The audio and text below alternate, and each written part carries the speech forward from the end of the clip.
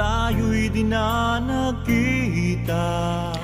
Magandang araw po sa inyong lahat, mga giliw naming tagapakinig. Narito na po ang huling yugto ng kasaysayan na itinampok namin sa linggong ito, dito sa ating dulang, Luha. Bakit ganon? Kung sino pa ang mga taong minahal at inalagaan ko, at inaasahan ko sila sa aking pagtanda, ay sila pa palang mananakit sa akin sa bandang huli. Mari, huwag mo nang isipin ang mga anak mo. Dahil baka lalong ma-depress ka. Basta ang masasabi ko lang, magpakatatag ka. Patuloy na aasa sa grasya ng buong may kapal. Magbabago rin ang takbo ng iyong buhay. Bakit ganito ang kinahinatnan ng mga anak ko? Ibinigay ko naman sa kanila halos lahat. Lahat. Minahal ko sila, inalagaan. Pinalaki at pinag-aaral. Ano ang pagkakamali ko sa kanila? Lahat ng gusto nila ay sinunod ko. Bakit ganito ang kante nila sa akin? Wala akong maisip na ginawang mali sa kanila. Para tratuhin nila ako na ganito. Anong kasalanan ko sa kanila? Ano?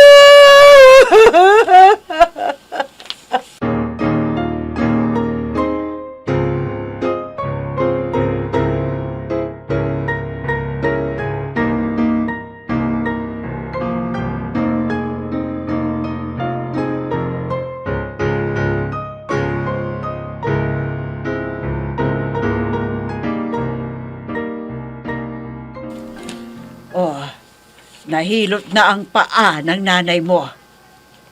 Sana naman, Mika, ha? Mahalin mo ang nanay mo. Nag-iisa lang yan. Bakit ba lagi kang nakikialam, ha? Dahil kaibigan ko ang nanay mo na nagmamalasakit sa kanya. Malasakit na dapat kayong magkapatid ang unang magbibigay sa kanya. Pero kayo pang dalawa ang nananakit sa nanay ninyo. Pero ba, tita? Huwag ka nang magkialam dito. Away pamilya ito. Ah, away pamilya? Ha! Nagpapatawa ka ba? Ang lakas naman ng loob mong sabihin ang salitang pamilya. Samantalang ikaw mismo hindi nakakaintindi kung anong ibig sabihin ng salitang pamilya. Pwede ba, tita? Umalis ka na bago pa mawala ang respeto ko sa'yo. Okay lang na mawala ang respeto mo sa akin. Basta matutunan mong respetuhin ang iyong ina. Umuwi ka na! Ang dami tayo pang sinasabi! Hindi mo rin lang maibigay ang tamang pagmamahal sa iyong magulang. Mabuti kong kukunin ko na siya sa inyo.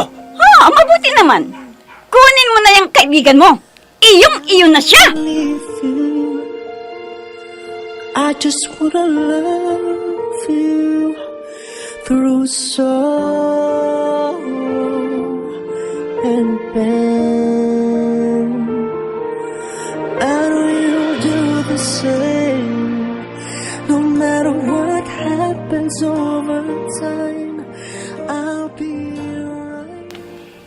Hindi ka na sana nakialam, Marky. Yan tuloy. Pati ikaw na damay. Pinabayaan mo na sana sila.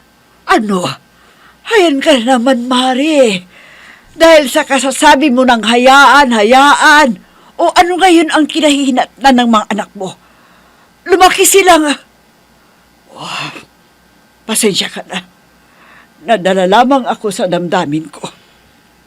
Naiintindihan kita. At hindi kita masisisi. Dahil tama nga naman ang sinasabi mo. Pero wala tayong magkagawa. Naririyan na yan. Tama ka. Umiyak ka man ng umiyak ng dugo.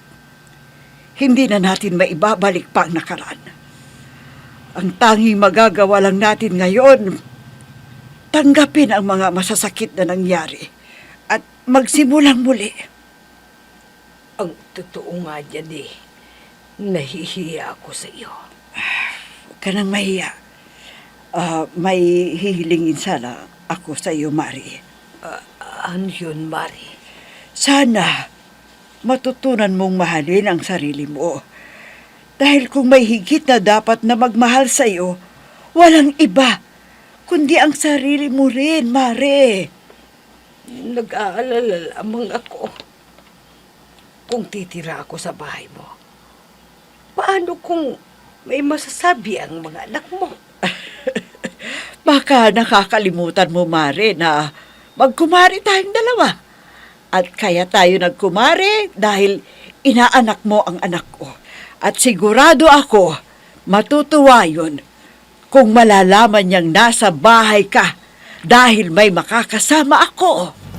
Ikaw lang ang tanging mahal ko sa buong buhay kong ito. Pag-ibig ko'y tanging ikaw lamang, sa puso ko'y nag-iisa ka lang. Sigurado ka? May ibebenta natin ng lupa at bahay na to? Siyempre naman, mga anak tayo eh. Paano?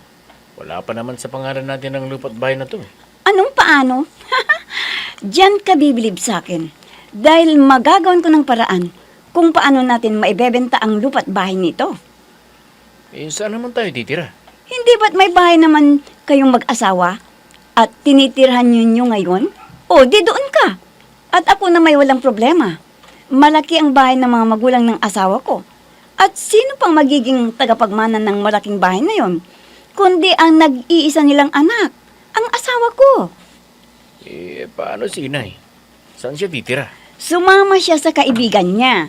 Pwes, bahala siya sa buhay niya.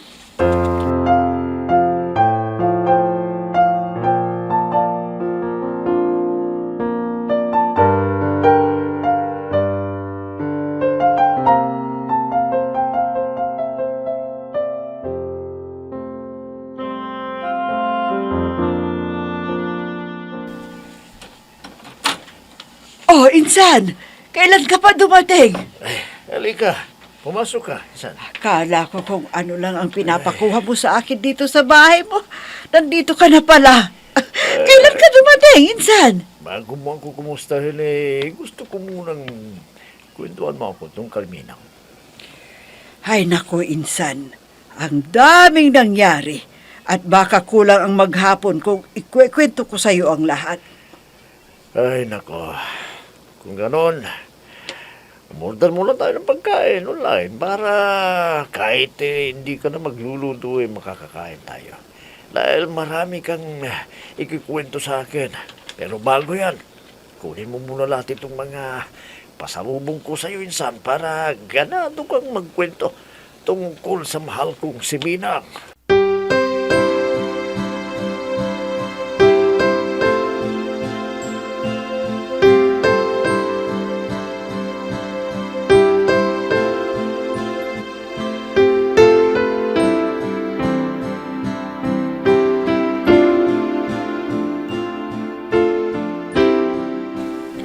O ate, bakit ganyan ang mukha mo?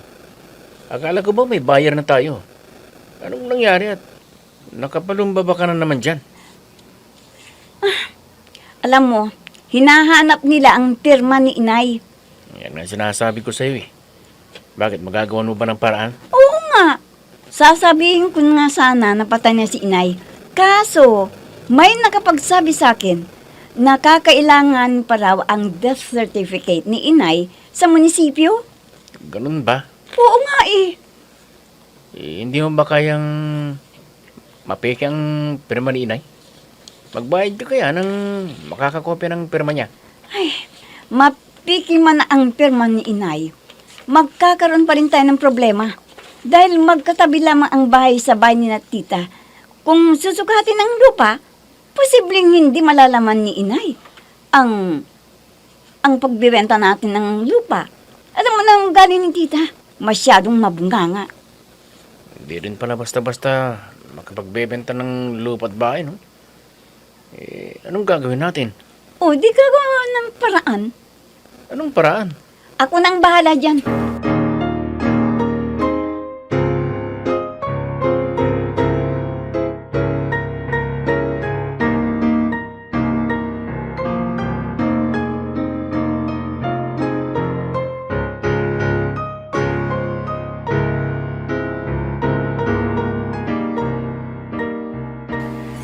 Ano ka mo? Galing dito yung anak mo, kumare.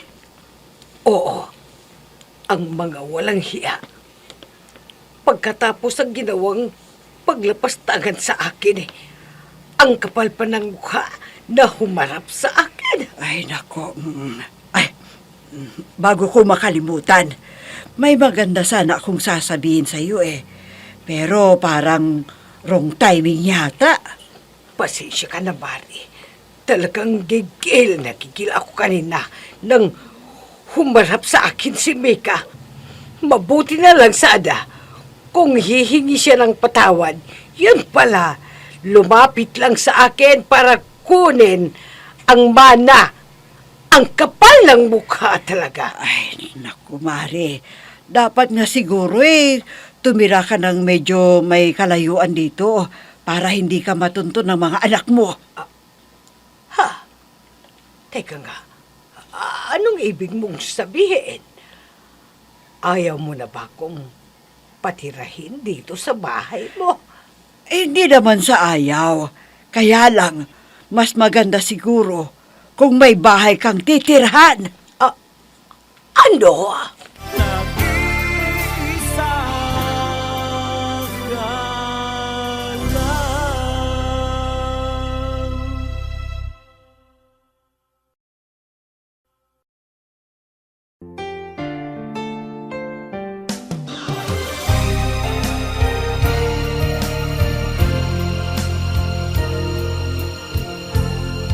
Magmula nang tayo'y di na nagkita, nadama ko ang Anong kailangan mo? Hindi ba't sinabi ko na sa'yo na wala kayong mamadnahin sa akin? Pwede ba? Ibigay mo na lamang sa akin ang mana ko. Ang dami namin pang sinasabi. Hindi ka ba talaga nakakaintindi, ha? Pues, para mas maunawaan mo ang sinabi ko, heto, makinig kang mabuti. Mas nanaisin ko pang ibigay sa isang foundation ng lupa ko kaysa ipamana ko sa mga lapastangan ng mga anak ko na katulad nyo ng kapatid mo! Ama, anak mo ako! May karapatan ako sa lupa't bahay na yan! Noong araw, nang sipain mo ang saklay ko at natumba ako, ay inalis ko na ang karapatan mong yon. Narinig mo? Ano bang gusto mong gawin ko? Ang magmakaawa sa'yo? At lumuhod sa'yo? Ano bang pinagmamalaki mo, ha? Ang lupa't bahay mo? Ha? May baril kang hawak? Oo! At sa ayaw at sa gusto mo, ay pipirma ka. Kung hindi, sabog ang ulo mo.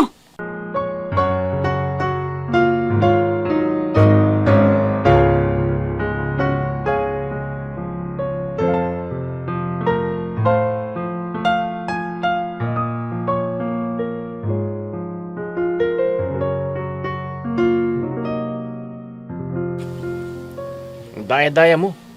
200,000 lang. Ito lang ang napagbilhan ng lupa't bahay ni Inay. Oo! Magkano bang inaasahan mo? 1,000 square meters yun na lupa. At malaking bahay ang ibinenta mo. Pero 200,000 lang? Hindi mo ko naintindihan. Yung 200,000 ay share mo na yan sa napagbilhan ko. Kahit pa. Magkano ba ang napagbilan mo? Ba't tanong, hinahana mo pa sa akin ng malaking halaga? Bakit? Nagpagod ka ba? Ang pagpapapirma ko kay inay? Ang paglalakad ng mga papeles? Ang paghanap ng buyer? Ang pagbebenta? Ako lahat ang gumawa doon, di ba? Kahit na, hindi ako naniniwalang ibinenta mo lang ng 500,000 yun. Alam ko, dinadaya mo ako eh. Kung ayaw mo, pwes, wala kang matatanggap sa akin kahit 5 duling.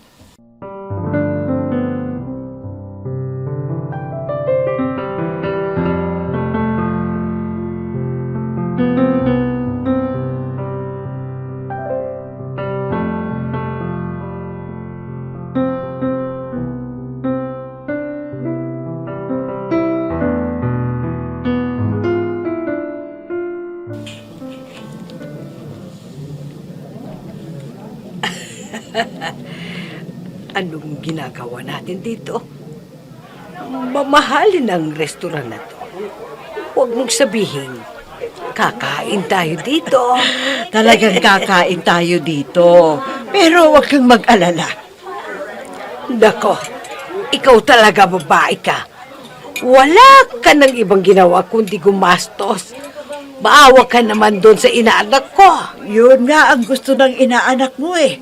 Ang mag-enjoy ako sa buhay na kasama ka. Mabuti ka pa talaga. Mapalad ka sa mga anak mo. Kahit nag-iisa, pero daig pa ang maraming anak. Tulad ko, na dala-dalawa nga, pero hindi nga nila ako mapasiya. Nagagawa pa nila akong saktan. Ayan ka na naman eh. Umiiyak ka na naman. Ay, pwede ba? Huwag na nating pag-usapan ang mga anak mo. Huwag kang mag-alala. Ako ang magbabayad ditong kakainin natin. Huwag ka umiyak. Tama na yan. Marami akong pera. Ako ang magbabayad nito. Sige, kumain ka lang. Sige. Hello, ladies. Roberto!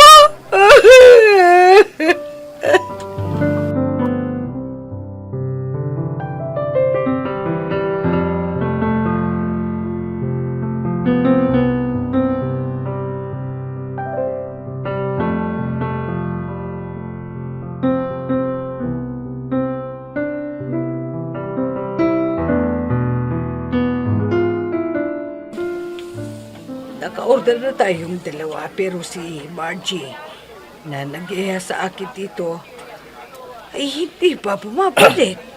Alam mo, ang totoo niyan eh, gusto kong makaus ng sarili na. Kaya kinausap ko siya na dalhin ka sa restaurant dito para tayo magkausap ng sarili na. Para saan pa ang pag-uusap natin? Wala namang patutuguhan ng pag-uusap natin, kaya mas mabuti pa siguro na kumain na tayo. Alam kong nagtatampo ka sa akin, pero para sabihin ko sa iyo, totoo. Kung mayroon mang dapat magtampo, ako yun. Dahil hindi mo sinasagot ang mga tawag ko, ang mga text ko. Hindi ka nagre-reply, hindi ba? Hindi ko rin makontak ng mga panahon yun. Ang pinsan ko dahil ang ma-aksidente ito wala ang kanyang cellphone. Kaya matagal bago kami nagkausap ulit hanggang sa maging friend ko siya sa Facebook, ang anak niya. Ayun, muli kaming nagkausap at naikwento ang mga nagyari sa iyo. Sa pagkakataong ito, ay hindi na ko papayag na muli kang masaktan ng mga anak mo. Anong ibig mong sabihin? Magpakasala tayo sa lalong madaling panahon.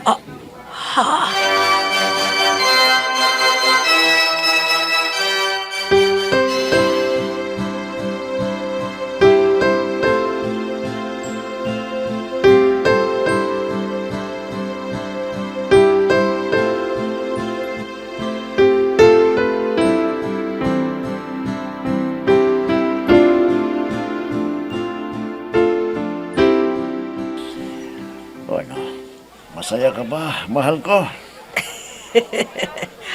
Walang pagsidla ng ligaya ko, mahal ko. Congratulations sa inyong dalawa. Hagad ko ang kaligayahan ninyong dalawa. Salamat, Mare. Isa kang tunay na kaibigan.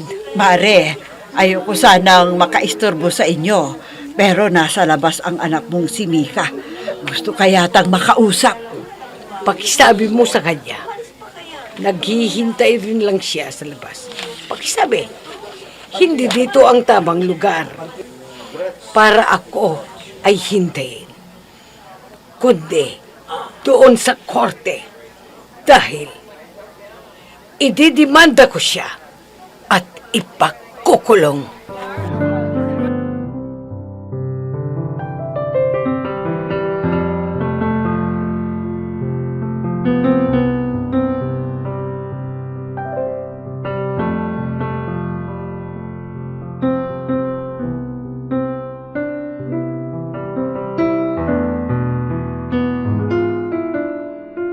Inay! Ilabas mo ako dito! Ilabas mo ako! Parang gawa mo na! Ikinalulungkot ko, Mika. Pero kailangang harapin mo ang parusang katumbas ng krimeng ginawa mo. Patawarin mo na ako, Inay! Ilabas mo na ako dito! Patawarin mo ako, Inay! Mabuti na rin yung naririto ka sa kulungan para kahit paano ay may matutuluyan ka dahil wala ka ng tutuluyang bahay. Dahil ibinenta mo. Sige, paalam! Inay! Patawarin mo na ako! Palabasin mo na ako dito! Ayoko makulong! Inay! Inay! How lucky am I to have you? Nag-iisa ka lang.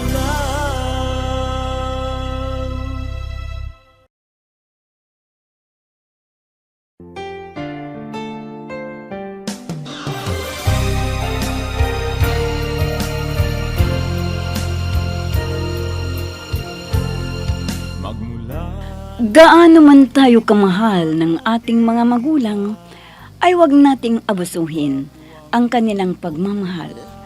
Dahil ang lahat ng bagay ay mayroong hangganan ang lahat.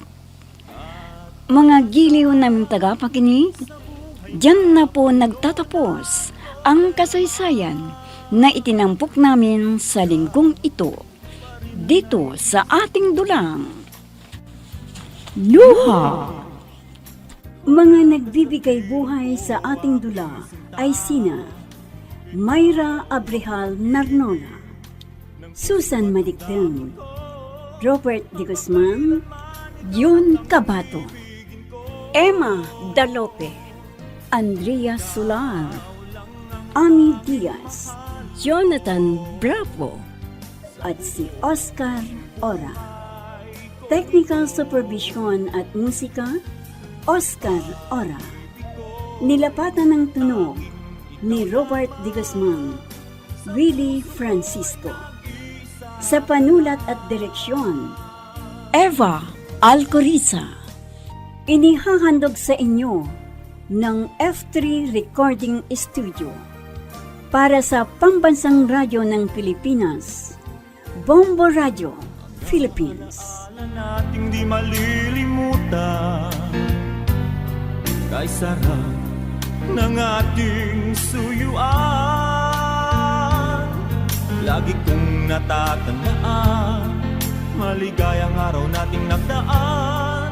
Pag-ibig ko'y tanging ikaw lamang.